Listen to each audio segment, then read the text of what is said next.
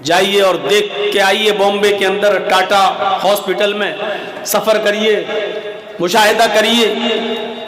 آپ بھی بہت سے مریضوں کو لے کے جاتے ہوں گے. ٹاٹا ہاسپٹل کینسر کے علاج کے لیے بڑا فیمس اور مشہور ہاسپٹل ہے، اور وہاں جانے کے بعد آپ دیکھیں گے کہ کتنی سنستھائیں، کتنی تنظیمیں ایسی آپ کو ملیں گی جو تنظیمیں، جو سنستھائیں علاج کر رہی ہیں، کروا رہی ہیں، غریبوں کی مدد کر رہی ہیں، پیسہ بانٹ رہی ہیں. پھلوں سے بھرا ہوا ٹرک لاتے ہیں اور وہ ٹرک غریبوں میں اور بیماروں میں تقسیم کیا جاتا ہے. ٹرک پر بھر کر کھانا لایا جاتا ہے اور وہ بلا کسی بھید بھاؤ کے، کون ہندو ہے، کون مسلم ہے، کون سکھ ہے، کون عیسائی ہے، سب کی مدد کی جاتی ہے اور سب کو کھانا کھلایا جاتا ہے. جب میرا پھوپھا زاد بھائی بیمار تھا اور میں اس کو لے کر جب ٹاٹا میموریل میں، جب ٹاٹا ہاسپٹل میں اس کا علاج کرا رہا تھا، 11 سال تک میں نے اس کا علاج کرایا. اس وقت میں نے دیکھا اپنی آنکھوں سے کتنی سنستھائیں ایسی تھیں جو پوچھتی تھیں کہ آپ کے بھائی کے علاج میں ڈاکٹروں نے کتنا خرچہ بتایا ہے، اس کا اسٹیمیٹ مجھے دیجئے، میں اپنی سنستھا سے پاس کرا کے لاتا ہوں، آپ کو اس کا چیک دے دیتا ہوں، زندگی بھر کی دوائیں مفت ملیں گی، زندگی بھر کا علاج مفت ملے گا. میرے بھائیوں، کیا آپ اس کو کم بڑا کام سمجھتے ہیں؟ کتنا بڑا کام ہے یہ. کیا آپ اس کو معمولی کام سمجھتے ہیں؟ نہیں، حقیقت میں دیکھا جائے تو یہ بہت بڑا کام ہے. غریبوں کا، مجبوروں کا اور بے بسوں کا علاج کرانا اور بیماروں کا علاج کرانا. لیکن جو تنظیمیں یہ علاج کرا رہی ہیں ان کو کیا ملے گا؟ آپ ہی بتائیے، کیا فائدہ ہے ان کو؟ اخروی فائدہ کیا ہے؟ ان کو کوئی ثواب نہیں ملے گا، اس لیے کہ وہ یہ اچھا کام تو کر رہے ہیں لیکن اس اچھے کام پر کوئی ثواب اس لیے نہیں کیونکہ وہ ایمان سے خالی ہے. ہمارے پاس ایمان ہے، ہم ایمان کا دعویٰ کرتے ہیں، ہم کلمہ پڑھتے ہیں لا الہ الا اللہ محمد رسول اللہ، ہم ایماندار ہونے کا دعویٰ کرتے ہیں، ہمارے پاس ایمان ہے لیکن عمل صالح نہیں ہے. آج کوئی ایک نیکی مجھے ایسی بتا دیجئے جو نیکی ہم کرتے ہوں اور اس نیکی کے اندر اخلاص دکھائی دے رہا ہو. کوئی ایک نیکی کا کام ہمیں ایسا دکھا دیجئے جو آج ہم کر رہے ہیں اور اس کام کے اندر اخلاص موجود ہو. آج ہم جمعے کے دن مسجد میں نماز پڑھنے آ رہے ہیں تو یہ سوچ کر آ رہے ہیں کہ گاؤں والے یا محلے والے یہ نہ کہیں کہ دیکھو وہ کتنا بڑا کمینہ انسان ہے، جمعے تک کی نماز نہیں پڑھتا. آج ہم قربانی کر رہے ہیں تو قربانی کا جانور لیتے ہی بکرے کی فوٹو لی اور ہم نے فیس بک پہ ڈالنا شروع کر دیا، ہم نے واٹس ایپ گروپ پہ ڈالنا شروع کر دیا کہ الحمدللہ آج اللہ کی توفیق سے میں نے قربانی کے لیے ایک بکرا خریدا ہے جس کی قیمت 20,000 ہے، 25,000 ہے. میرے بھائیوں، جب آپ نے خریدا تھا تو کیا ضرورت تھی اس بکرے کی نمائش کرنے کی؟ کیا ضرورت تھی اس قربانی کے جانور کی قیمت کو بتانے کی؟ آج کون سا کام آج ہمارے اندر اخلاص کا رہ گیا ہے؟ آج ہم چند لوگوں کو اپنے گھروں میں بلا کر روزہ افطار کرا لیتے ہیں تو افطار کا فوٹو کھینچیں گے، ان لوگوں کا فوٹو کھینچیں گے، بلکہ ان لوگوں کو کیا کھلایا جا رہا ہے، کیا پلایا جا رہا ہے، پانی کی بوتل تک کا فوٹو ہمارے موبائل میں کیپچر ہو جاتا ہے اور پھر اس کو ہم فیس بک میں اور پھر ہم اس کو ڈالتے ہیں واٹس ایپ گروپ میں اور بتاتے ہیں کہ آج ہم نے 50 لوگوں کو روزہ افطار کرایا ہے، آج ہم نے اتنے لوگوں کو روزہ افطار کرایا ہے، آج ہم نے افطار کے اندر یہ چیزیں آج ہم نے روزے دار لوگوں کو کھلائی ہیں. آج مجھے بتاؤ کون سا ایسا عمل ہے جس کے اندر اخلاص باقی رہ گیا ہے؟ اگر ہمیں اللہ نے عمرے کی توفیق دی، ہم عمرہ کرنے گئے اور خانہ کعبہ کے سامنے کھڑے ہو کر ہم سیلفی کھینچ رہے ہیں، فوٹو کھینچ رہے ہیں اور فوٹو کھینچنے کے بعد سیلفی لینے کے بعد اس کو ہم واٹس ایپ گروپ، فیس بک، سوشل میڈیا پر ہم اس کو ظاہر کر رہے ہیں اور ڈال رہے ہیں اور دکھلا رہے ہیں کہ دیکھو آج ہم خانہ کعبہ تک پہنچ گئے. اللہ نے مجھے عمرے کی توفیق دی ہے, ہم اس کی نمائش کر رہے ہیں. آج ہمارے پاس ایمان ہے لیکن عمل صالح نہیں. ایمان بھی ضروری ہے اور عمل صالح بھی ضروری ہے. کبھی یاد کیجئے ہماری اس تقریر کو, شاید میں نے کبھی کوئی ایگزامپل دی ہو, کبھی ہم نے آپ کو کوئی مثال دی ہو. ایمان اور عمل صالح ہماری زندگی کے لیے دونوں ایسے ہی ضروری ہیں جیسے موبائل کے لیے سم اور سم کارڈ کے لیے موبائل. دونوں ایک دوسرے کے بغیر ادھورے ہیں. ایسے ایمان کے بغیر عمل صالح اور عمل صالح کے بغیر ایمان انکمپلیٹ ہے, ادھورا ہے, ناقص ہے, کوئی فائدہ نہیں. آپ قیمتی سے قیمتی موبائل لے لیجئے, بہت اچھا سے اچھا موبائل لے لیجئے, آئی فون لے لیجئے, آپ زیڈ فولڈ 6 لے لیجئے, مہنگے سے مہنگا موبائل لے لیجئے, 1.5 لاکھ کا 2 لاکھ کا موبائل بھی خرید لیجئے, اور جس دن دکان سے اس موبائل کو خرید کے لائیں گے اسی دن اس موبائل کو کان میں لگا کر کہیے ہیلو ہیلو, آپ کی آواز وہیں دب جائے گی, آپ کی آواز نہیں جائے گی. کیوں؟ آپ کہیں صاحب ہم تو 1 لاکھ کا موبائل لائے ہیں, 1.5 لاکھ کا اتنا قیمتی موبائل, لیکن یہ تو دلی اور بمبئی بات نہیں ہو پا رہی ہے, سعودی اور کویت اور دبئی میں بات نہیں ہو پا رہی ہے. ارے پھر اتنا مہنگا موبائل خریدنے کی ضرورت کیا تھی مجھے؟ آپ چیختے رہیے لیکن آپ کی آواز نہیں جائے گی. کیوں؟ اس لیے کہ موبائل تو آپ نے لے لیا لیکن اس موبائل کے اندر سم نہیں پڑا ہوا ہے. جب تک سم کارڈ نہیں ڈالیں گے اور اس سم میں بیلنس نہیں ہوگا تب تک آپ کی آواز دوسرے کو نہیں پہنچے گی. موبائل بہت قیمتی ہے آپ کا لیکن سم نہیں پڑا, موبائل بیکار ہے. اب آپ سم لے لیجئے, جیو کی لے لو, ایئرٹیل کی لے لو, ووڈا کی لے لو, کسی بھی اچھی کمپنی کی سم لے لو, اور اس سم میں 10,000 روپے کا بیلنس بھی بھر لو, 20,000 50,000 کا بیلنس بھی ڈال دو. اب اس سم کو کان میں لگا کے کہو ہیلو ہیلو, ارے بھائی آپ کو میری آواز آ رہی؟ ارے میں گڈا سے بول رہا ہوں, ارے بھائی میں للمڈیا سے بول رہا ہوں. آپ کی آواز کہیں نہیں جائے گی. سم میں آپ کے 50,000 روپے کا بیلنس ہے لیکن آواز نہیں جائے گی. کیوں؟ کیونکہ آپ کے پاس سم تو ہے لیکن موبائل نہیں ہے, اور سم بغیر موبائل کے کام نہیں کرتا ہے. تو آپ کو کیا کرنا ہوگا؟ سم کے اندر موبائل کارڈ ڈالنا پڑے گا, یا موبائل کے اندر سم کارڈ, سم موبائل میں سم کارڈ کو ڈالنا پڑے گا. جب موبائل اور سم کارڈ دونوں مل جائیں گے اس کے بعد میں آپ جس جگہ چاہیں گے گفتگو کریں گے, جس جگہ چاہیں گے بات کریں گے. اب آپ کی بات ہوگی. یہی حال ہے ایمان کا اور یہی حال ہے عمل صالح کا. آپ کے پاس ایمان ہے, عمل صالح نہیں تو یہ ایمان کسی کام کا نہیں. آپ کے پاس عمل صالح ہے لیکن ایمان نہیں, ایسا عمل صالح بھی کسی کام کا نہیں. اس لیے فرمایا الا الذین آمنوا وعملوا الصالحات فلہم اجر غیر ممنون. جو ایمان لائے اور جنہوں نے نیک عمل کیے, جو ایمان لائے اور جنہوں نے عمل صالح کیے, جو ایمان لائے اور جنہوں نے اچھے کام کیے, فَلَهُمْ أَجْرٌ غَيْرُ مَمْنُونَ, ان کے لیے ایسا اجر ہے جو کبھی ختم نہیں ہوگا, ان کے لیے ایسا انعام ہے جو کبھی ختم نہیں ہوگا. اے بھائی کیا کر رہے ہیں ادھر؟ صحیح سے بٹھا دیجئے ان کو, بہت دیر سے. اچھا تو ٹھیک ہے, تو نکال دیجئے. تو وہ کسی کام کا نہیں ہے.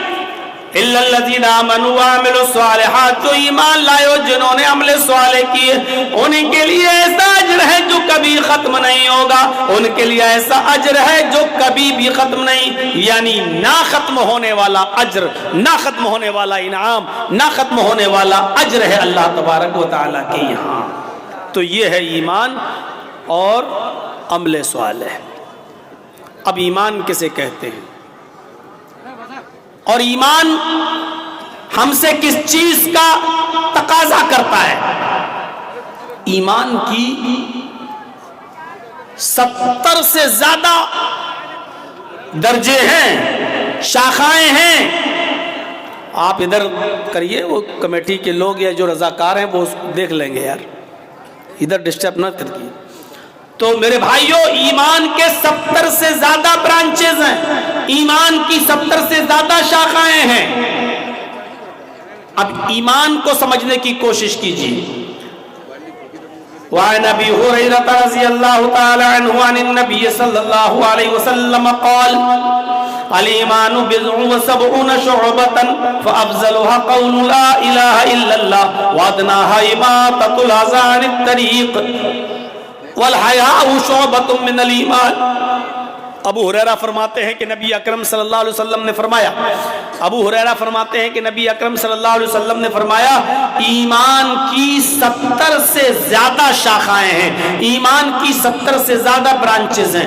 عربی زبان میں جب اس طریقے کا جملہ بولا جائے 50 سے زیادہ، 70 سے زیادہ، 90 سے زیادہ، تو اس سے مراد ہوتی ہے کثرت. اس سے یہ مراد لیا جاتا ہے کہ یہاں گنتی مراد نہیں ہے، یہاں کوانٹٹی مراد نہیں ہے، بلکہ یہاں کثرت مراد ہے. یعنی ایمان کی بہت سی برانچز ہیں، ایمان کی بہت سی شاخائیں ہیں. جیسے ہم لوگ اپنے محاورے میں بولتے ہیں سدھر جاؤ، نہیں سدھرو گے تو 50 جوتے ماروں گا تمہیں. کبھی کبھی ہم اور آپ بولتے ہیں نا، اے ٹھیک سے رہو، میں 50 جوتے لگاؤں گا تمہیں. تو 50 جوتے لگانے کا مطلب کیا ہے کہ اس کو پکڑ کے 50 گنتی سے جوتے مارو گے اور ہر جوتے پہ گنو گے 1 2 3؟ نہیں، بلکہ یہاں 50 سے مراد کیا ہے؟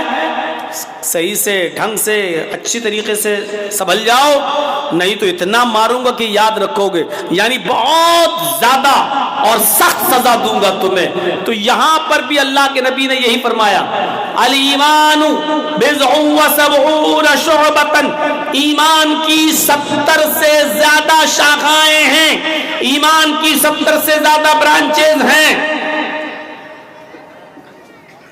ہاں، 3 چیزوں کا ذکر کر دیا.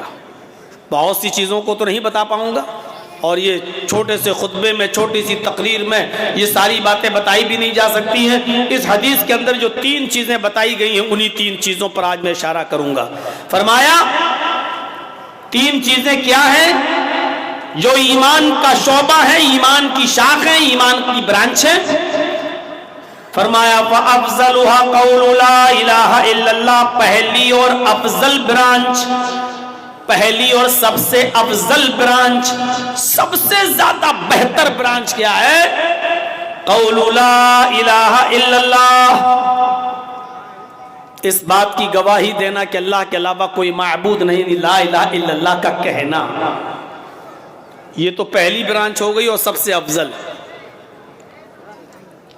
وَأَدْنَاهَا إِمَاطَةُ الْأَذَى عَنِ الطَّرِيقِ، اور دوسری چیز بتائی سب سے کمتر درجے کا ایمان یہ ہے کہ راستے سے تکلیف دہ چیزوں کو ہٹا دینا، راستے سے تکلیف دہ چیزوں کو دور کر دینا، راستے سے تکلیف دہ چیزوں کو ختم کر دینا، ہٹا دینا. یہ دوسری چیز ہو گئی. راستے میں کوئی چیز نقصان دہ پڑی ہے، تکلیف دہ پڑی ہے، کیلے کا چھلکا پڑا ہے، کانٹا پڑا ہے، پتھر پڑا ہے، اس کو راستے سے ہٹا دینا، یہ بھی ایمان کا ایک درجہ ہے، ایمان کا ایک شعبہ ہے. اور اس کے بعد اللہ کے نبی صلی اللہ علیہ وسلم نے فرمایا وَالْحَيَاءُ شُعْبَةٌ مِّنَ الْإِيمَانِ، اور حیا بھی ایمان کا ایک شعبہ ہے. شرم و حیا، شرم و حیا بھی ایمان کا ایک شعبہ ہے. یہ 3 چیزوں کا ذکر کیا ہے اس حدیث کے اندر اللہ کے نبی صلی اللہ علیہ وسلم نے. پہلی چیز وَأَفْضَلُهَا قَوْلُ لَا إِلَهَ إِلَّا اللَّهُ، لا الہ الا اللہ کا اپنی زبان سے کہنا. لا الہ الا اللہ پر تو تفصیلی تقریر آپ نے سن لی. ممبئی سے آئے ہوئے خطیب فضیلت الشیخ عنایت اللہ المدنی حفظہ اللہ سے آپ نے بہت اچھی گفتگو سن لی. میں مکمل پوری تقریر لا الہ الا اللہ پہ نہیں کروں گا، بس اتنا بتا دوں کہ لا الہ الا اللہ ایمان کا سب سے افضل درجہ ہے، سب سے اعلیٰ درجہ ہے، سب سے افضل شعبہ ہے لا الہ الا اللہ کا کہنا۔ لیکن لا الہ الا اللہ صرف زبان سے کہہ دینا کافی نہیں ہے۔ لا الہ الا اللہ یہ تو کوئی بات ہی نہیں رہی، بس کہہ دیا لا الہ۔ اب ہم نے سپنے دیکھ رکھے ہیں کہ بس بہت کچھ ہو گیا۔ لا الہ الا اللہ کو اس کے تقاضوں کے ساتھ پورا کرنا۔ لا الہ الا اللہ بھی پڑھتے جاؤ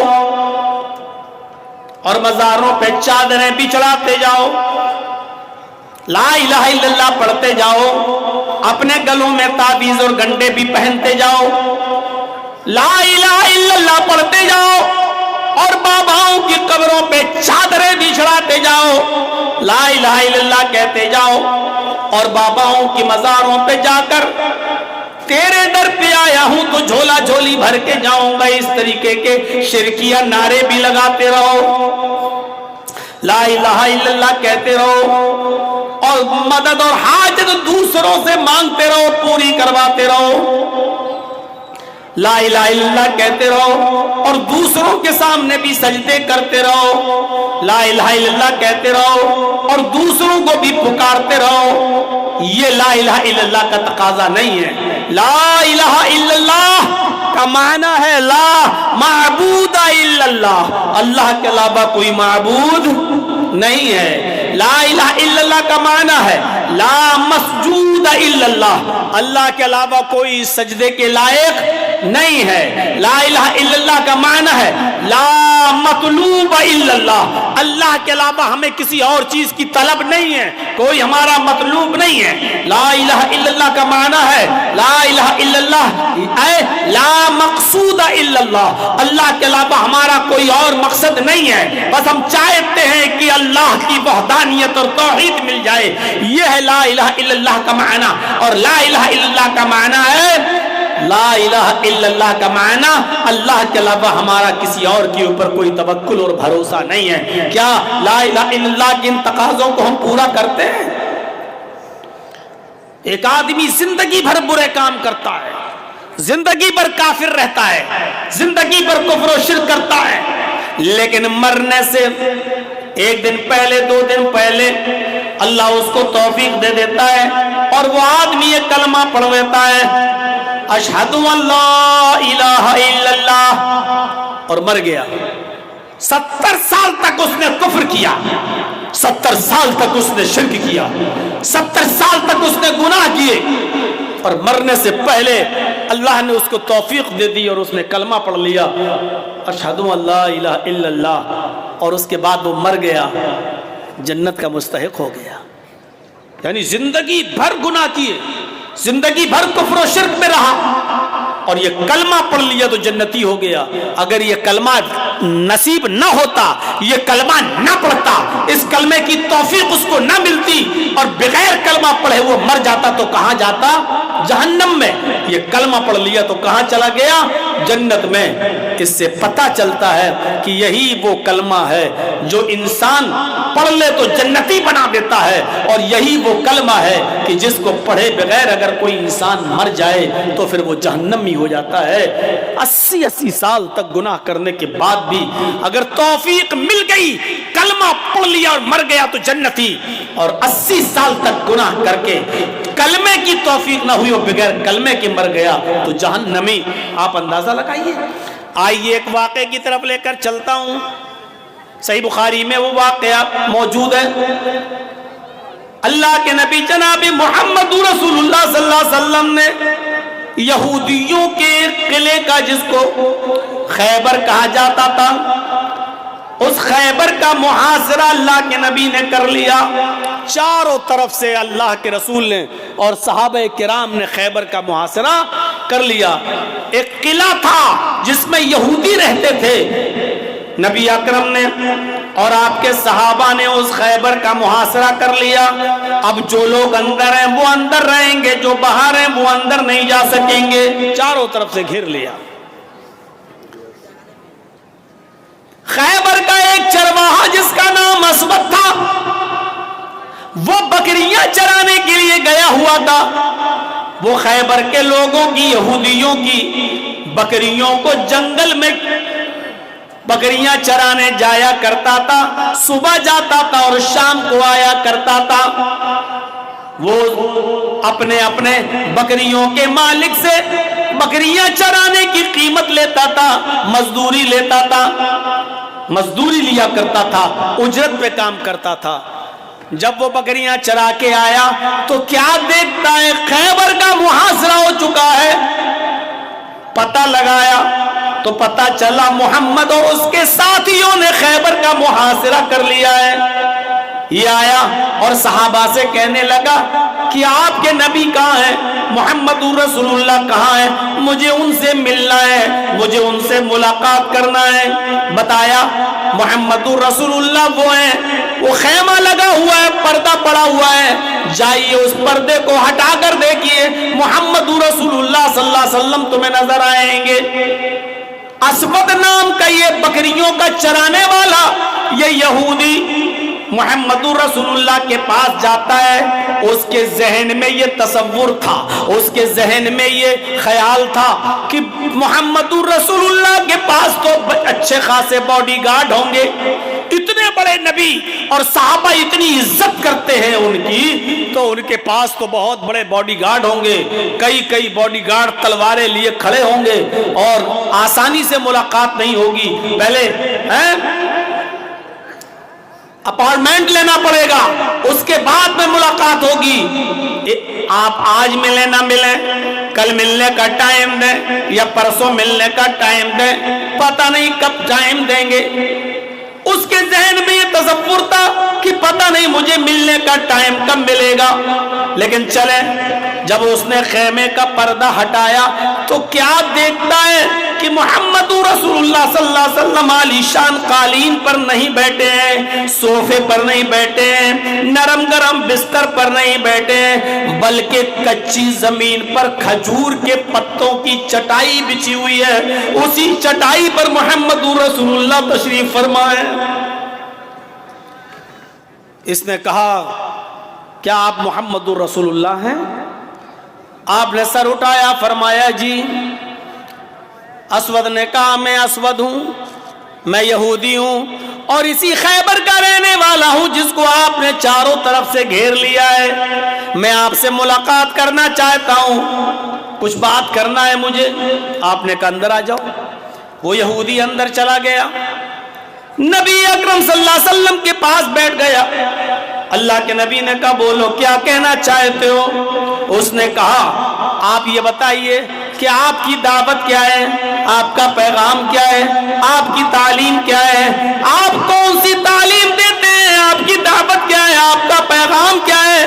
نبی اکرم صلی اللہ علیہ وسلم نے فرمایا میری تعلیم بس یہی ہے اور بہت چھوٹی سی تعلیم ہے، بہت چھوٹی سی میری دعوت ہے، اور وہ دعوت یہ ہے کہ ایک اللہ کی عبادت کرنے والے بن جاؤ. قل لا الہ الا اللہ، صرف ایک اللہ کی عبادت کرو، اس بات کا اقرار کر لو کہ اللہ کے علاوہ کوئی معبود نہیں.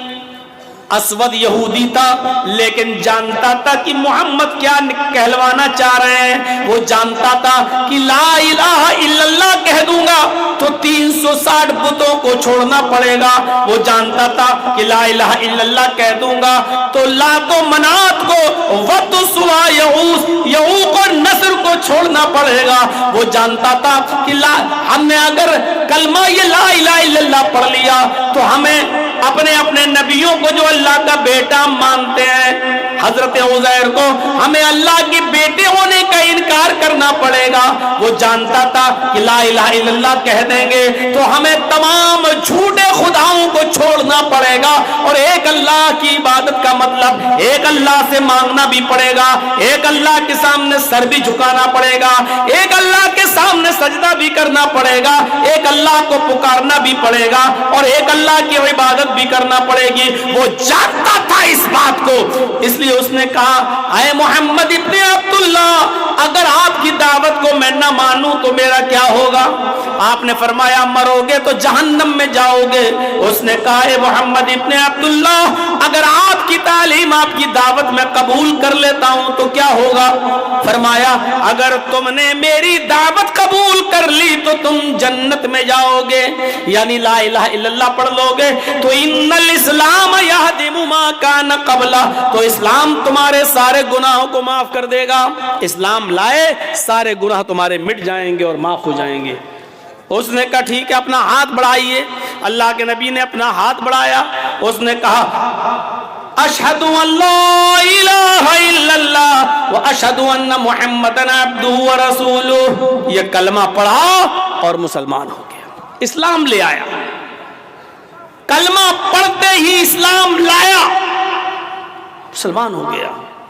اب دوسرا سوال دیکھیے، اسلام تو لے آیا، کلمہ تو پڑھ لیا لا الہ الا اللہ، اب اس کا دوسرا سوال اے محمد الرسول اللہ، اے اللہ کے نبی مجھے کوئی کام بتا دیجئے۔ ابھی تک تو میں یہودی تھا اور یہودیوں کی بکریاں چرایا کرتا تھا، یہ بکریاں میرے پاس موجود ہیں، آپ نے خیبر کو گھیر لیا ہے، یہ بکریاں ان کے مالکوں تک میں کیسے پہنچاؤں گا؟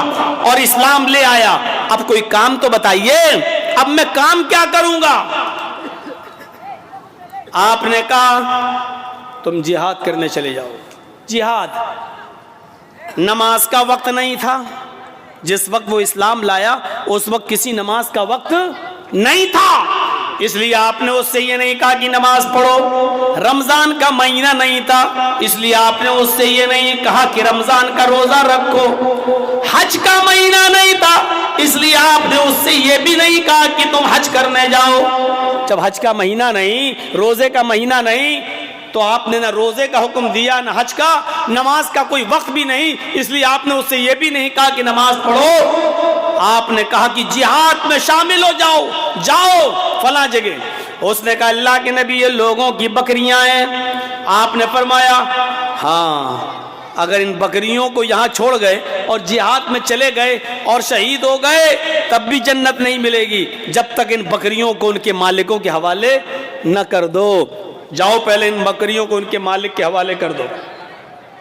دیکھ رہے ہیں امانت میں خیانت نہیں کر سکتے ہو، چاہے کتنا بڑا نیک عمل آپ کر جائیے، لیکن اگر آپ نے کسی کا حق مارا ہے تو آپ کو جنت نہیں ملے گی۔ آپ کسی کے ساتھ بے ایمانی کر رہے ہیں، کسی کی امانت میں خیانت کر رہے ہیں تو آپ کے لیے جہاد جیسا عمل بھی بیکار ہو جائے گا، جہاد جیسا عمل بھی آپ کا قابل قبول نہیں ہے۔ آپ نے کہا جہاد میں بعد میں جانا، پہلے لوگوں کی بکریوں کو ان کے مالکوں کے حوالے کر دو۔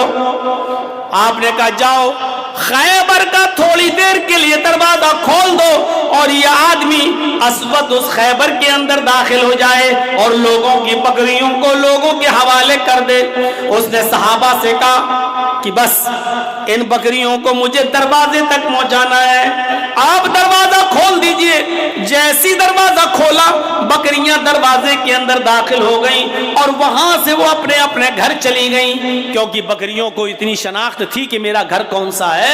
بس دروازے تک بکریوں کو چھوڑا اور بکریاں اپنے اپنے مالکوں کے گھر چلی گئیں۔ اس کے بعد اسود نے تلوار لی اور میدان جنگ میں چلا گیا۔ اسود نے تلوار اٹھائی اور میدان جنگ میں شامل ہو گیا، پھر لڑا، کافی لڑا، اتنا لڑا کہ دو چار کافروں کو قتل بھی کیا، لیکن زیادہ دیر میدان جنگ میں نہ ٹھہر سکا اور پھر تلوار اس کی اوپر چل گئی، یعنی اسود بھی قتل کر دیے گئے، اسود بھی مارے گئے، اسود بھی شہید ہو گئے۔ اسود کی ڈیڈ باڈی پڑی ہے، اسود کی لاش زمین کی اوپر پڑی ہے۔ صحابہ آگے دیکھ رہے ہیں، جو لوگ میدان جنگ میں تھے ان کو پتہ ہی نہیں یہ کون ہے، کیونکہ ابھی اسلام لایا ہے، پتہ ہی نہیں یہ کون ہے۔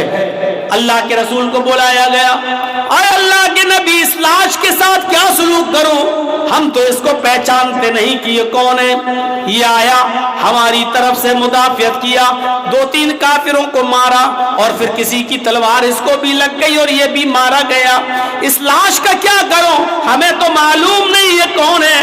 آپ نے فرمایا یہ اسود ہے، خیبر کا یہودی تھا، ابھی تھوڑی دیر پہلے تو اسلام لایا، ابھی تو مسلمان ہوا اور جنگ میں شریک ہو گیا اور قتل کر دیا گیا، شہید ہو گیا۔ یہ پہلا شخص ہے، یہاں غور کیجئے گا، یہ پہلا شخص ہے جس نے ایک بھی نیکی نہیں کی، یہ پہلا شخص ہے جس نے ایک بھی نماز نہیں پڑھی، یہ پہلا شخص ہے جس نے ایک بھی روزہ نہیں رکھا، یہ پہلا شخص ہے جس نے ایک بھی حج نہیں کیا، اسلام لایا، کلمہ پڑھا، جہاد میں شامل ہوا اور قتل کر دیا گیا، مارا گیا، شہید ہو گیا، اللہ نے اس کو جنت دے دی، یعنی یہ جنت کا مستحق ہو گیا۔ دیکھیے پوری زندگی گناہ کے کام کرتا رہا، یہودی رہا، مشرک رہا، کافر رہا، لیکن کلمہ پڑھتے ہی جہاد میں شامل ہو گیا، شہید ہو گیا اور جنتی۔ ایک بھی نماز نہیں پڑھی لیکن جنتی، ایک بھی روزہ نہیں رکھا لیکن جنتی، ایک بھی حج نہیں کیا لیکن جنتی۔ تو لا الہ الا اللہ کا معنی سمجھ رہے ہیں آپ؟ ایمان کا سب سے افضل اور اعلیٰ درجہ کیا ہے؟ لا الہ الا اللہ کہنا۔ اس نے لا الہ الا اللہ کہہ دیا اور جنت کا مستحق ہو گیا۔ آئیے، ایک 12 سال کا بچہ یہودی کا اللہ کے رسول کی بات سنتا تھا، نبی کی خدمت کرتا تھا، نبی کی سیوا کرتا تھا، اور نبی کی بات سن کر اس کا دل نبی کی باتوں پر آتا تھا، وہ چاہتا تھا کہ ہم اسلام لے آئیں، لیکن اس کا باپ اس کو ڈانٹ کر کہتا تھا بتاؤں ابھی تو محمد کی بات مانے گا، تو محمد کا کلمہ پڑھے گا، تو محمد پر ایمان لائے گا، محمد کے رب پر ایمان لائے گا۔ اپنے باپ کا غصہ دیکھ کر یہ 12 سال کا بچہ ڈر جاتا تھا اور پھر بیچارہ کچھ نہیں کر پاتا تھا۔ آتا تھا، نبی کی بات سنتا تھا، نبی کی خدمت کرتا تھا اور چلا جاتا تھا۔ ایک دن پتا چلا کہ وہ بیمار ہو گیا۔ اللہ کے نبی نے کہا کئی دن سے وہ آیا نہیں، فرمایا وہ تو بیمار ہے۔ اے اللہ کے نبی وہ تو بیمار ہو گیا ہے۔ آپ نے فرمایا چلو مجھے اس کے گھر لے کر چلو۔ اللہ کے رسول اس 12 سال کے یہودی بچے کے گھر جاتے ہیں، دروازے کو دستک دیتے ہیں، دروازہ کھولا جاتا ہے، یہودی گھر میں اندر آنے کی اجازت دیتا ہے۔ اللہ کے نبی اس چھوٹے سے 12 سال کے بچے کے پاس جا کر بیٹھ جاتے ہیں، اور اس کی حالت اتنی گمبھیر ہے کہ وہ یعنی سانسیں لے رہا ہے، یہ حال ہے اس کا۔ اب مرا کہ تب مرا، ابھی روح نکلی کہ تب نکلی، کنڈیشن اس کی بہت نازک، اور وہ اللہ کے نبی کو دیکھ رہا ہے۔ اللہ کے رسول نے اس کے سر پہ ہاتھ رکھ کر کہا قُلْ يَا غُلَامُ لَا إِلَٰهَ إِلَّا اللَّهُ، اے بچے اپنی زبان سے لا الہ الا اللہ کہہ دو۔ کنڈیشن دیکھ رہے ہیں، بچہ مرنے والا ہے، آخری سانسیں لے رہا ہے، اور اللہ کے نبی ایسی کنڈیشن میں اس سے کیا کہہ رہے ہیں؟ بیٹا، بچے، اے غلام، اے بچے، لا الہ الا اللہ پڑھ لے۔ اس لڑکے نے اپنے باپ کی طرف ایسے دیکھا، گویا کہ کہہ رہا ہو کہ ابو میرا دل ان کی طرف ہے، ان کی تعلیم کی طرف ہے، میری پوری زندگی میں آپ نے مجھے پرمیشن نہیں دی، آج تو ان کی بات مان لینے دیجئے۔ زبان سے کہہ نہیں پا رہا ہے، لیکن ایسے دیکھ کر اشارہ دیکھ رہا ہے اپنے باپ کو۔ اس کے باپ نے سمجھ لیا کہ میرا بیٹا جب آتا تھا اللہ کے رسول کے پاس سے تو مجھ سے نبی کی تعریف کرتا تھا، محمد رسول اللہ کی باتیں بتاتا تھا اور اسلام لانے کے لیے آمادہ تھا، لیکن میرے ڈر کی وجہ سے نہیں لاتا تھا۔ تو باپ نے آج اپنے بچے کے چہرے کو دیکھا تو کیا فرمایا؟ بیٹے، کیا فرمایا؟ یا بنیات ابو القاسم، اے میرے بیٹے تم ابو القاسم کی بات مان لو، اے میرے بیٹے آج تم محمد رسول اللہ کی بات مان لو، یہ جو کہہ رہے ہیں کلمہ پڑھنے کے لیے تم کلمہ پڑھ لو۔ اس بچے نے مسکراتے ہوئے کہا، جب دیکھا کہ باپ نے اجازت دے دی تو وہ بچہ مسکرایا اور مسکرا کر اس نے کلمہ پڑھا، اشہد ان لا الہ الا اللہ واشہد ان محمدًا عبدہ ورسولہ۔ بخاری کے الفاظ، یہاں اس نے کلمہ پڑھا اور کلمہ پڑھتے ہی اس بچے کا انتقال ہو گیا، کلمہ پڑھتے ہی اس بچے کی روح قبض عنصری سے پرواز کر گئی، کلمہ پڑھا اور کلمہ پڑھتے ہی اس بچے کی روح قبض عنصری سے پرواز کر گئی۔ اللہ کے نبی صلی اللہ علیہ وسلم نے جب دیکھا کہ اس کی سانسیں کام نہیں کر رہی ہیں، اکھڑ گئی ہیں، دل کام نہیں کر رہا، دھڑکنیں بند ہو گئی ہیں، سمجھ گئے کہ یہ بچہ انتقال کر گیا، سب کو یقین آ گیا بچہ مر گیا۔ اللہ کے نبی اپنے جہاں بیٹھے تھے اس کے سرہانے کے پاس وہاں سے اٹھتے ہیں اور کھڑے ہو کر یہ جملے ادا کرتے ہیں، الحمدللہ الذی انقذہ عن النار، تمام تعریفیں اس اللہ کے لیے جس نے اس بچے کو جہنم کی آگ میں جلنے سے بچا لیا، تمام تعریفیں اس اللہ کے لیے جس نے اس بچے کو جہنم میں جلنے سے بچا لیا۔ کلمہ پڑھا اور جنت کا مستحق ہو گیا۔ اس بچے نے کلمہ پڑھتے کتنی نیکی کی، کلمہ پڑھا اور انتقال۔ اگر کلمہ نہ پڑھتا تو کہاں جاتا؟ کلمہ پڑھا تو کیا نبی اکرم کہہ رہے کہ اللہ نے اس کو جہنم سے بچا لیا، اور جو جہنم سے بچ گیا اس کا مطلب وہ جنت کا مستحق ہو گیا، یعنی وہ جنتی بن گیا۔ تو یہ ہے لا الہ الا اللہ۔ لا الہ الا اللہ کے تعلق سے ایک چیز اور بتاؤں گا اور اس کے بعد دوسری چیز پر آ رہا ہوں میں۔ میرے بھائیوں، یہ تو تھے پڑھنے والے۔ اسود نے کلمہ پڑھا لا الہ الا اللہ، جنگ میں گیا، شہید ہو گیا، جنتی، ایک بھی نماز نہیں پڑھی، ایک بھی روزہ نہیں رکھا، جنتی۔ اس بچے نے کلمہ پڑھا اور مر گیا، جنتی، ایک بھی نماز نہیں پڑھی، ایک بھی روزہ نہیں رکھا۔ یہ ہے کلمہ طیبہ، یہ ہے کلمہ لا الہ الا اللہ۔ اور آئیے اس کے برعکس میں آپ کو ایک اور منظر دکھاؤں، جنہوں نے کلمہ نہیں پڑھا ان کا انجام کیا ہوا۔ چچا، نبی اکرم کے چچا ابو طالب، یہ بھی نہیں کہ ان کو موقع نہیں ملا تھا، موقع بھی ملا تھا، پوری زندگی نبی کی خدمت بھی کرتے رہے، اور خدمت بھی ایسی ویسی نہیں۔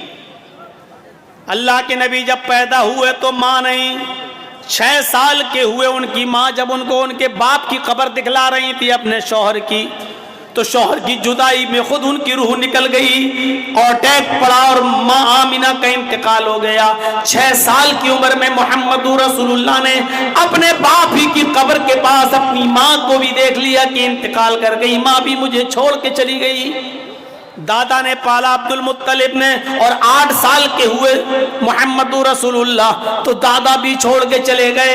اب 8 سال سے لے کر 25 سال تک جب تک کہ محمد رسول اللہ کی شادی نہیں ہو گئی حضرت خدیجہ سے، تب تک محمد رسول اللہ کو ابو طالب کھلاتے رہے، پلاتے رہے، پالتے رہے، پوستے رہے، بڑا کرتے رہے، جوان کرتے گئے، یہاں تک کہ خدیجہ سے نکاح ہو گیا، اس کے بعد بھی اپنے پاس رکھے رہے، یہاں تک کہ آپ کی عمر 40 سال ہو گئی اور نبی بن گئے۔ اور نبوت کے بعد جب کھلم کھلا دعوت و تبلیغ کا حکم دیا گیا تو آپ نے کھلم کھلا دعوت و تبلیغ کا پرچم لہرایا۔ کافروں نے مارا، ستایا، تو ابو طالب محمد رسول اللہ کو بچاتے رہے۔ اللہ کے نبی لوگوں کو ایک اللہ کی دعوت دیتے رہے، اور جو پریشانیاں آتی تھی ابو طالب اس پر بچاتے رہے۔ اور ایک دن آیا کہ کافروں نے یہاں تک کہہ دیا کہ ابو طالب اب پانی حد سے آگے چڑھ گیا، اے ابو طالب اب پانی بہت زیادہ سر چڑھ گیا ہے، اب ابو بھتیجے کو میرے حوالے کرو، اس نے ہمارا جینا دو بھر کر دیا ہے، اس نے ہمارا رہنا دو بھر کر دیا ہے، اس نے ہمارے معبودوں کو برا بھلا کہہ کر ہماری زندگی تنگ کر دی ہے، اب ہم آپ کے بھتیجے کو نہیں چھوڑیں گے، اس بھتیجے کو ہمارے حوالے کرو۔ ابو طالب نے کہا واہ، اپنا بھتیجہ ہم تمہیں دے دیں اور تم اس کو سزا دو؟ میں نے بڑی پیار سے محبت سے پالا پوسا بڑا کیا۔ فرمایا اگر آپ کو بچے پالنے کا اتنا شوق ہے تو میں اپنا بیٹا تمہیں دے دیتا ہوں، اے ابو طالب تم اس بچے کو کھلاؤ، میں اپنا بیٹا دے دیتا ہوں، تم اس کو کھلاؤ پلاؤ بڑا کرو، وہ تمہاری خدمت کرے گا، تمہارے ساتھ رہے گا، لیکن تمہارے بھتیجے کو میں ماروں گا اور تمہارے بھتیجے کو ہمارا سماج، ہماری سوسائٹی جو سزا دے گی وہ دے گی۔ ابو طالب نے کہا واہ کتنا اچھا فیصلہ کر رہے ہو، تمہارے بچے کو میں کھلاؤں پلاؤں پال پوس کر بڑا کر کے ساڑ بناؤں، ساڑ کر دوں، اور میرے بھتیجے کو لے جا کر تم اس کی ٹکا بوٹی کرو، تم اس کو قتل کرو، تم اس کو مارو۔ کتنا اچھا فیصلہ کر رہے ہو تم، یہ فیصلہ ہے تمہارا؟ تو آئے ابو طالب تو اب سمجھ لو کہ معاملہ کتنا آگے بڑھنے والا ہے. تمہارے بھتیجے نے ہمارا رہنا دوبر کر دیا ہے, زندگی تنگ کر دی ہے. سمجھا لو اپنے بھتیجے کو, اگر نہیں مانا تو جہاں ملے گا ہم تمہارے بھتیجے کو قتل کر دیں گے. جب یہ سارے لوگ چلے گئے تو ابو طالب نے محمد رسول اللہ کو بلایا اور ایک ہی بات کہی کہ میرے بھتیجے, میں تمہیں بیٹے کی طرح پالا ہوں, پوسا ہوں, پال پوس کر تمہیں بڑا کیا ہوں. اب ان کافروں کو ان کے حال پہ چھوڑ دو. یہ اب پانی حد سے زیادہ چڑھ گیا ہے, اب ان کی برداشت سے باہر ہو گیا ہے. اے میرے بھتیجے, یہ تمہیں قتل کرنا چاہتے, تمہیں مارنا چاہتے ہیں, اور میں بھی اتنا کمزور ہو چکا ہوں کہ اب میں تمہاری کتنی مدد کر سکتا ہوں یہ تم دیکھ سکتے ہو. میرے ناتواں کاندھوں پر, میرے کمزور کاندھوں پر اتنا بوجھ نہ ڈالو کہ میں اسے برداشت نہ کر سکوں. میرے ناتواں کاندھوں پر اتنا بوجھ نہ ڈالو کہ میں اسے سہ نہ سکوں. میرے ناتواں کاندھوں پر اتنا بوجھ نہ ڈالو کہ میں اسے برداشت نہ کر سکوں. اس کے بعد اللہ کے نبی نے جواب دیا ہے, چچا اگر یہ کافرین مکہ سورج اکھاڑ کے لائیں دائیں ہاتھ پہ رکھ دیں اور چاند اکھاڑ کے لائیں بائیں ہاتھ پر رکھ دیں, پھر بھی میں دین حق سے باز نہیں آؤں گا, پھر بھی میں لا الہ الا اللہ کی دعوت دیتا رہوں گا. رہی آپ کی بات تو آپ اگر مدد نہ کرنا چاہے تو مت کیجئے, اگر آپ اپنا ہاتھ اٹھانا چاہتے ہیں تو اٹھا لیجئے, آپ کی مرضی ہے, لیکن میں تو دعوت دیتا رہوں گا. یہ کہہ کر آپ جانے لگے تو بھتیجے کو آواز دیتے ہوئے چچا نے بھتیجے کو آواز دی. اپنے بھتیجے کی آنکھوں میں آنسو دیکھے, محمد رسول اللہ کی آنکھوں میں آنسو دیکھے تو چچا نے ان کو آواز دی اور بلایا, یا ابن اخی, آئے میرے بھائی کے بیٹے, یعنی آئے میرے بھتیجے, ادھر آؤ. رونے کی ضرورت نہیں ہے. اگر تمہیں اللہ نے توحید کی دعوت دے کر بھیجا ہے, اگر تمہیں لا الہ الا اللہ کا مشن پورا کرنا ہے تو جاؤ, میں تمہیں اجازت دیتا ہوں, کھل کر تم دعوت و تبلیغ کا فریضہ انجام دو. اے میرے بھتیجے, میری زندگی میں کوئی تمہاری اوپر آنچ نہیں آ سکتی, میری زندگی میں کوئی بھی تمہیں ٹچ نہیں کر سکتا. میں کمزور ہو گیا ہوں, کوئی بات نہیں, لیکن ابھی زندہ ہوں, دیکھتا ہوں کہ میری زندگی میں تمہارا کون کیا کرتا ہے. جاؤ تم دعوت کا کام کرو, تم لا الہ الا اللہ کی دعوت دو. اتنی مدد کی تھی چچا نے, ابو طالب نے, اتنی مدد. لیکن جب ابو طالب کے مرنے کا وقت آیا, آخری وقت ہے, بوڑھے ہو چکے ہیں, آخری سانسیں لے رہے ہیں, تو اس موقع پر اللہ کے نبی صلی اللہ علیہ وسلم نے اپنے چچا سے کہا, قل یا امی لا الہ الا اللہ, آئے میرے چچا لا الہ الا اللہ کہہ دو. آئے میرے چچا, آخری وقت ہے, اس بیماری میں کوئی آدمی بچتا نہیں ہے, اے میرے چچا لا الہ الا اللہ کہہ دو. چچا نے انکار کیا. اللہ کے نبی نے فرمایا, قل یا امی لا الہ الا اللہ فی اذنی, اے میرے چچا اگر یہ کلمہ زور سے نہیں پڑھ سکتے ہو کہ لوگ سن لیں گے اور آپ کے مرنے کے بعد آپ کو تانے ماریں گے, اگر اس لیے نہیں پڑھنا چاہتے ہو تو کوئی بات نہیں, میں اپنا کان آپ کی طرف بڑھا رہا ہوں. اے میرے چچا, میرے کان میں کہہ دو لا الہ الا اللہ. دیکھ رہے ہیں, فی اذنی, اے چچا میرے کان میں کہہ دو اشہد ان لا الہ الا اللہ. صرف دھیرے سے میرے کان میں کہہ دو. اگر دھیرے سے میرے کان میں کہہ دیا اشہد ان لا الہ الا اللہ, قسم ہے اس ذات کی جس کے قبضے میں میری جان ہے, میں اللہ کے سامنے گواہی دے دوں گا کہ اللہ مرنے سے پہلے میرے چچا نے کلمہ پڑھا ہے, لا الہ الا اللہ کا اقرار کیا ہے, تو میرے چچا کو بخش دے, میں بخشوا لوں گا اللہ سے, بس میرے کان میں کہہ دیجئے. لیکن ابو طالب نے کیا کہا, آئے میرے بھتیجے, میں آہستہ سے اور کان میں بھی لا الہ الا اللہ نہیں پڑھ سکتا. میں نہیں چاہتا کہ میرے مرنے کے بعد لوگ مجھے یہ کہیں کہ دیکھو ابو طالب نے آخری وقت میں اپنے باپ دادا کا دین چھوڑ دیا ہے. اے میرے بھتیجے, میں اسی دین پر مرنا چاہتا ہوں جو دین پر میرا باپ مرا ہے, عبد المطلب, میں اسی دین پر مرنا چاہتا ہوں, اور کلمہ نہیں پڑھا. ابو طالب کا انتقال ہو گیا, ابو طالب مر گئے, لیکن کلمہ ان کو نصیب نہیں ہوا. اور جانتے ہو پھر کیا ہوا, جب کلمہ نہیں پڑھا تو کہاں گئے, जहन्नम में। हमदर्दी और मोहब्बत के नाते नबी अकरम ने अल्लाह को पुकार कर कहा कि अल्लाह मेरे चचा को बख्श दे, अल्लाह मेरे चचा ने मेरी बहुत खिदमत की है, अल्लाह मेरे चचा ने मेरा कदम कदम पर साथ किया। लेकिन अर्श वाले ने वही भेजकर नबी अकरम को मुतनब्बह कर दिया, केयरफुल कर दिया, आए मोहम्मद आइंदा अपने चचा के बारे में दुआए मग़फ़िरत मत करना, तुम्हारा चचा अबू तालिब हालत कुफ्र में मरा है और काफिरों को मैं जन्नत नहीं देता हूं। तुम्हारा चचा हमेशा हमेशा के लिए जहन्नम में रहेगा अबू तालिब, उसको जन्नत की खुशबू भी नहीं मिलेगी। हाँ, तुम्हारी मदद किया, तुम्हारी हेल्प किया, तुम्हें दुश्मनों से बचाता रहा, इसके बदले में हम इतना जरूर कर देंगे कि तुम्हारे चचा को सबसे हल्का अजाब देंगे। जहन्नम में जहन्नमियों को जो अजाब देंगे उनमें सबसे हल्का अजाब हम तुम्हारे चचा को देंगे, लाइटली अजाब तुम्हारे चचा को देंगे। लेकिन तुम्हारे चचा को हम जन्नत नहीं देंगे, जहन्नम से नहीं निकालेंगे, जहन्नम में पड़ा रहेगा। अजाब हल्का देंगे लेकिन जहन्नम से नहीं निकालेंगे, हमेशा जहन्नम में रहेगा तुम्हारा चचा।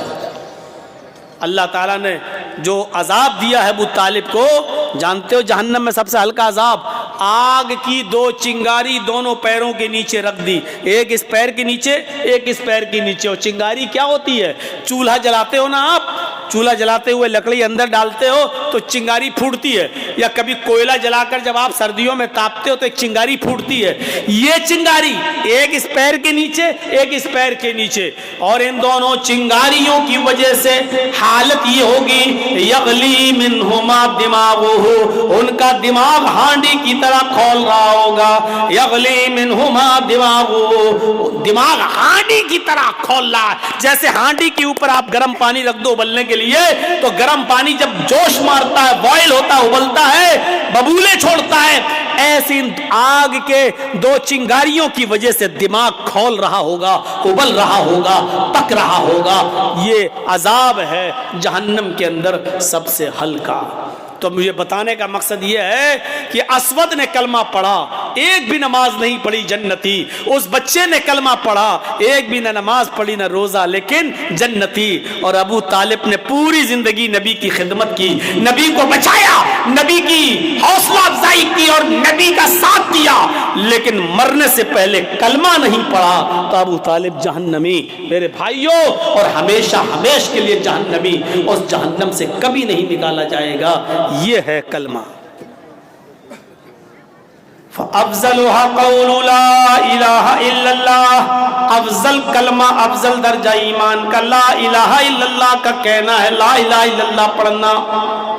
और दूसरी चीज व अदनाहा इमाततुल अज़ानित तरीक, दूसरी चीज रास्ते से तकलीफ दे चीज को हटा देना।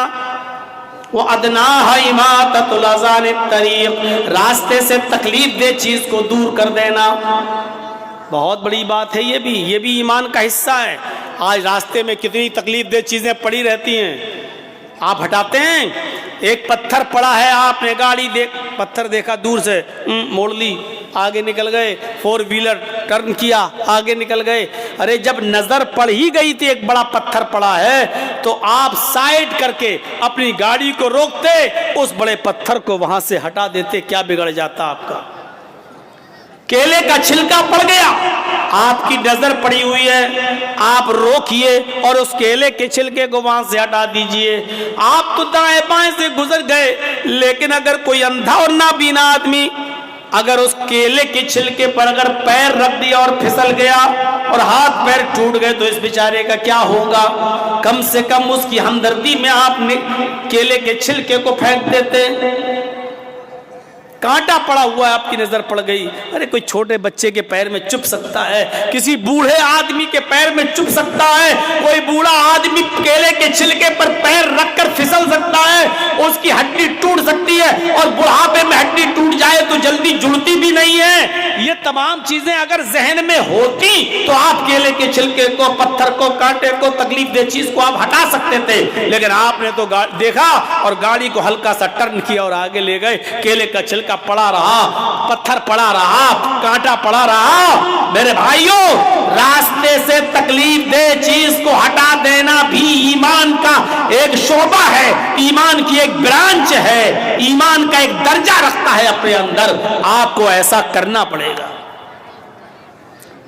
اور ایک مسئلہ یاد رکھیے گا، راستے سے تکلیف دہ چیز کو ہٹانا اگر ثواب ہے، راستے سے تکلیف دہ چیز کو ہٹانا اگر ثواب ہے، تو راستے میں جان بوجھ کر تکلیف دہ چیزوں کو ڈالنا گناہ بھی ہے. کیلا کھایا، چھلکا لیا، وہ پھینک دیا. کوئی پھل کھایا، کھانے کے بعد اس کا کانٹا وہ پھینک دیا. اسی طریقے سے راستہ جو لوگوں کے گزرنے کا ہے، چلنے پھرنے کا ہے، گئے اور آپ نے ناک لی، جھاڑ دیا، وہاں بلغم آیا، تھوک دیا. وہاں جو لوگوں کے آنے جانے کا راستہ ہے، جو لوگوں کی گزرگاہ ہے، وہاں نہ لیٹرین کی جا سکتی ہے، وہاں نہ ناک جھاڑی جا سکتی ہے، وہاں نہ بلغم تھوکا جا سکتا ہے، وہاں نہ کانٹا پھینکا جا سکتا ہے، وہاں نہ کیلے کا چھلکا ڈالا جا سکتا ہے، وہاں نہ پتھر پھینکا جا سکتا ہے. اپنے گھر میں جھاڑو لگا کر کوڑا اکٹھا کر کے گھر کے باہر عام گزرگاہ پر نہیں ڈالا جا سکتا ہے. یہ لوگوں کو تکلیف دینے کے ضمن میں آتا ہے، لوگوں کو تکلیف دینے کے زمرے میں آتا ہے. اسی طریقے سے کوئی چیز کسی دکان سے آپ کو خریدنا ہے اور آپ نے لوگوں کی گزرگاہ پر گاڑی کھڑی کر دی، پارک کر دیا، اور اب آپ سامان پیک کرانے لگے. دال دے دو، چاول دے دو، دھنیا دے دو، مرچا دے دو، ہلدی دے دو، نمک دے دو، مسالہ دے دو، اور اس میں آپ کو آدھا گھنٹہ لگ رہا ہے اور آدھے گھنٹے تک آپ کی گاڑی غلط جگہ پر پارک رہی، لوگوں کو آنے جانے میں دقت ہو رہی ہے اور تکلیف ہو رہی ہے. میرے بھائیوں، یہ بھی تکلیف دینے کے ضمن میں شامل ہے. ہمارے بیٹے کی یا بیٹی کی شادی ہو رہی ہے، گھر کے باہر ہم نے ٹینٹ لگا دیا ہے، باراتیوں کو وہاں ٹھہرا دیا ہے، لوگوں کا گزرنے کا راستہ ہے وہ. اب لوگ جب دیکھ رہے ہیں کہ یہاں ٹینٹ لگا ہوا ہے، راستہ گزرنے کا ہے، اب 1 کلومیٹر دور سے اور 2 کلومیٹر دور چکر کاٹ کے بیچارے وہ کہیں جا رہے ہیں. راستہ روکنا اور راستے میں ٹینٹ لگا دینا، راستے میں کرسیاں ڈال کر بیٹھ جانا اور آنے جانے والوں کو تکلیف دینا، یہ بھی تکلیف دینے کے ضمن میں شامل ہے. ہم نہیں دے سکتے یہ تکلیف. اسی طریقے سے ابھی رمضان کا مہینہ آنے والا ہے. آج جو 11 فروری، اب تو 12 فروری ہو گئی ہے. میرے بھائیوں، غالباً 2 مارچ سے روزہ شروع ہو جائے گا. 20 دن 18 دن بس باقی رہ گئے ہیں رمضان کا مہینہ شروع ہونے میں. بہت سی جگہوں پر آپ دیکھیں گے، ہمیں آپ کے علاقے میں نہیں معلوم، لیکن ہم لوگوں کے علاقے میں آئیے، رات کے 2 بجے مائک پکڑ لیا جائے گا اور اس میں چیخ چیخ کر کہا جائے گا، روزے دار بھائیوں اٹھیے، میری ماں بہنیں اٹھیں، سحری بنائیں، سحری پکائیں، روزے دار بھائیوں اٹھیے اور سحری کیجئے. روزہ ختم ہونے میں، سحری کا ٹائم ختم ہونے میں اتنی دیر باقی ہے. 1-2 بار بول کر پھر اس میں نظمیں پڑھی جائیں گی، اس میں حمدیں پڑھی جائیں گی، نعتیں پڑھی جائیں گی، اور مائک پر ایسا شور، ایسا ہنگامہ ہوگا کہ سب کی نیند میں ڈسٹرب ہوگا. میرے بھائیوں، آپ کو یہ اتھارٹی، یہ پاور کس نے دیا ہے کہ آپ رات میں مائک پکڑ کے چیخیں اور چلائیں اور لوگوں کو آواز دے دے کر اٹھائیں؟ کون سی حدیث میں آیا ہے کہ روزہ رکھنے والوں کو روزے کے لیے اٹھانا ثواب ہے؟ کہاں ہے؟ اگر رمضان کے مہینے میں روزے داروں کو اٹھانا ثواب ہوتا تو روزے سے بڑھ کر عبادت ہے نماز.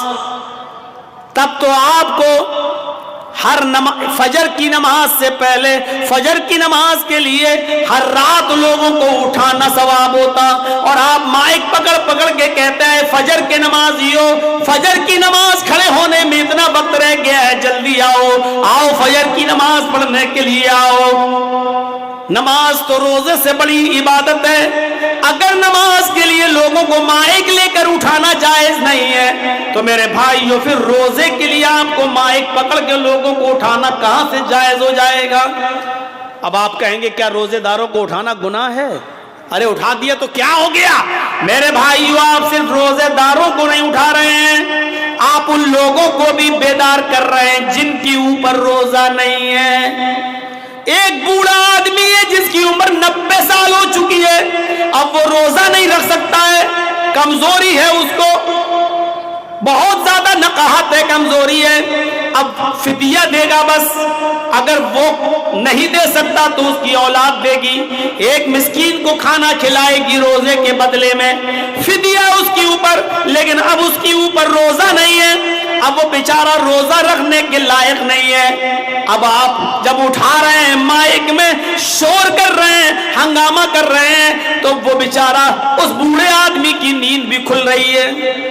ایک آدمی نے مجھے بتایا مولانا روزے کے دنوں میں، ہمارے علاقے کے ایک آدمی نے مجھے بتایا کہ مولانا اتنی زور زور سے شور ہوتا ہے کہ ہمارے باپ جن کی عمر 85 سال ہے اٹھ جاتے ہیں، بیدار ہو جاتے ہیں، جبکہ میرے باپ کا علاج چل رہا ہے، وہ مائنڈلی ڈسٹرب بھی ہیں، اب ان کا دماغی توازن ٹھیک نہیں ہے، مائیگرین کی بیماری ہے، ان کو نیند کی گولی دینا پڑتی ہے، ان کو ڈپران 10 mg کی چل رہی ہے، جب وہ ڈپران 10 mg کی دیتے ہیں تب ان کو نیند آتی ہے، جب وہ سو جاتے ہیں، لیکن اگر مائک کی آواز سن لے تو ان کی نیند میں ڈسٹرب ہو جاتا ہے، پھر ان کو کوئی بھی ٹیبلیٹ دے دو پھر نیند نہیں آتی، اور جب وہ مائک کی آواز سے اٹھ جاتے ہیں تو پھر بے چین رہتے ہیں اور پورے گھر والوں کو پھر پریشان کرتے ہیں۔ میرے بھائیوں مجھے بتاؤ اس آدمی کی اس پریشانی کا ذمہ دار کون ہے؟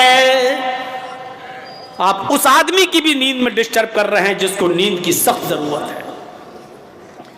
ایک حاملہ عورت جس کے پیٹ میں حمل ہے، بچہ ہے، شریعت اس کو اجازت دیتی ہے ابھی روزہ نہ رکھے، اگر روزہ رکھے گی تو کمزور ہو جائے گی، کھائے گی پیے گی نہیں تو پیٹ کا بچہ بھی مر سکتا ہے، شریعت اجازت دیتی ہے کہ ابھی وہ روزہ چھوڑ دے۔ اب آپ جب مائک پر چیختے ہو چلاتے ہیں تو اس عورت کی بھی نیند کھل جاتی ہے جس کی اوپر روزے کی رخصت ہے، جس کی اوپر روزہ بھی نہیں ہے۔ ایک مرضیہ عورت جو دودھ پلاتی ہے اپنے بچے کو، شریعت کہتی ہے جب تک وہ اپنے بچے کو دودھ پلا رہی ہے روزہ چھوڑ دے، کیونکہ ماں جب کھائے گی تو دودھ بنے گا، جب دودھ بنے گا تو بچے کو پلائے گی، اور جب کھائے گی ہی نہیں تو دودھ نہیں بنے گا، اور جب دودھ نہیں بنے گا تو بچہ پیے گا کیا؟ اس لیے دودھ پلانے والی عورت جب تک بچہ دودھ پی رہا روزہ چھوڑ سکتی ہے اور بعد میں اس کی قضا کرے گی۔ تو میرے بھائیوں اب غور کیجئے، اس عورت کے اوپر جب روزہ نہیں ہے تو آپ اس کو کیوں اٹھا رہے ہیں؟ آپ اس کی نیند میں بھی ڈسٹرب کر رہے ہیں، اس کی بھی نیند کھل رہی ہے۔ تو اماطۃ الاذى عن الطریق، راستے سے تکلیف دہ چیز کو دور کر دینا، یہ بھی ایمان کا ایک حصہ ہے۔ دو چیزیں ہو گئیں، تیسری چیز پر ہلکا سا اشارہ کروں گا میں، ذرا غور کیجئے تیسری چیز کیا ہے، اور اس تیسری چیز کا تعلق ہماری ماں بہنوں سے بھی ہے، ہماری ماں بہنیں آئی ہوں گی، ذرا وہ بھی غور کریں، یہ تیسری چیز کا تعلق مردوں سے زیادہ عورتوں سے ہے۔ وَالْحَيَاءُ شُعْبَةٌ مِّنَ الْإِيمَانِ، اور حیا ایمان کا ایک شعبہ ہے۔ تین چیزیں بتائی تھیں، لا الہ الا اللہ ہو گیا، اس پر اماطۃ الاذى یعنی راستے سے تکلیف دہ چیز کو ہٹا دینا، اس پر بھی میں نے تھوڑی گفتگو کر دی۔ اب تیسری چیز والحیاء شعبۃ من الایمان، حیا شرم بھی ایمان کا ایک شعبہ ہے۔ اللہ کے نبی صلی اللہ علیہ وسلم نے فرمایا، بخاری شریف کی روایت ہے، اذا لم تستحی ففعل ما شئت، جب تیرے اندر سے شرم نکال لی گئی، جب تیرے اندر شرم نہیں رہی تو جو تیرے دل میں آئے وہ کر، ففعل ما شئت، تو جو تیرا دل چاہے وہ کر۔ یعنی جب کسی انسان کے اندر سے شرم نکل جائے، حیا نکل جائے، تو پھر جو دل میں آئے وہ کرے گا، اس کو کوئی پرواہ نہیں ہوگی کہ میں کیا کر رہا ہوں۔ کل تک ہماری خوبصورت لڑکیوں اور عورتوں کے گالوں کے خوبصورت گالوں کو कभी आसमान की नजरों ने भी नहीं देखा था। आज हालत ये हो गई है कि इंस्टाग्राम पर और टिकटॉक पर आप डांस करती हुई नजर आ रही हैं। मुझे नहीं मालूम कि आपकी बिहार का, कटिहार का और पूर्णिया, हरिया और झारखंड, आपका गुड्डा, साहिबगंज, इन तमाम इलाकों का मामला क्या है, मुझे नहीं मालूम। आप गौर करके देखिए कि आपके इंस्टाग्राम पे आपके इलाके की लड़कियां क्या कर रही हैं। हमें इतनी जानकारी नहीं है। हम लखनऊ से ताल्लुक रखते हैं, लखनऊ के बारे में हमें इतना मालूम है कि बड़े बड़े हाजियों, बड़े बड़े नमाजियों और बड़े बड़े मुल्लाओं और बड़े बड़े मौलवियों और बड़े बड़े हाफिजों और बड़े बड़े कारियों की लड़कियां भी इंस्टाग्राम पर अपने सरों से दुपट्टे उतार उतार कर रील बना रही हैं, इंस्टाग्राम पर डांस करती हुई नजर आ रही हैं, नाच रही हैं। उनके कपड़े छोटे हो चुके हैं, शॉर्ट हो चुके हैं, उनके पिंडलियां खुल चुकी हैं, उनके घुटने भी खुल चुके हैं। मेरी प्यारे साथियों, गौर करो, जब हाजियों और नमाजियों की बेटियां महफूज नहीं रही तो और दूसरों के बारे में क्या बात करें। इज़ा लम तस्तही फफअल मा शीता, जब तेरे अंदर से शर्म हया ही निकाल ली गई तो जो तेरे दिल में आए वो कर। जब शर्म हया नहीं रहेगी तो इंसान यही सब करेगा। सोचिए तो सही, वेस्टर्न कल्चर ने हमें कहां पहुंचा दिया, मगरबी तहजीब ने हमें कहां पहुंचा दिया, पश्चिमी सभ्यता ने आज हमें कहां पहुंचा दिया। अब जब लड़की अपने घर में कैद रहने को और अपने घर में मुस्तकिल रहने को अपनी इंसल्ट समझने लगे तो फिर आप अंदाजा लगाओ कि ये हम और आप कहां जा रहे हैं। उससे कहो कि अपने बाप के लिए खाना बनाओ, सवाब है। अपने भाई को खाना खिलाओ तो सवाब है। अपने भाई के कपड़े धुल दो, बहन अगर धुल देगी तो क्या बिगड़ जाएगा। अफसोस ये अगर बहन अपने भाई के लिए घर में खाना बना दे